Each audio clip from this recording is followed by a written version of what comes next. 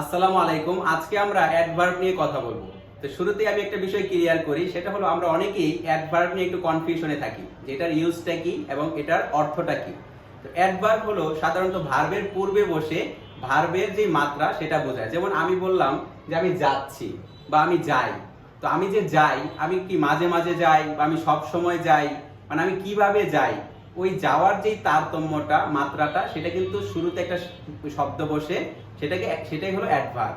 তো এখানে আমি কিছু কমন অ্যাডভার্ব লিখে রেখেছি, এগুলো আমরা যদি বুঝতে পারি এবং শিখতে পারি তাহলে খুব ইজিলি অ্যাডভার্বগুলো ব্যবহার করতে পারবো।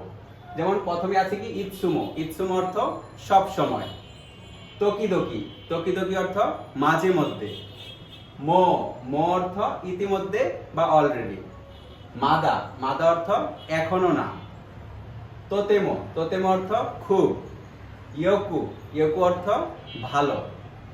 তাকুসান, তাকুসান অর্থ অনেক। সুকোশি, সুকোশি অর্থ অল্প।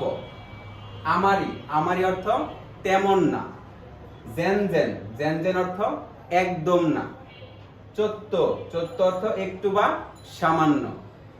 ঈশ্বরী, ঈশ্বরী অর্থ একসাথে।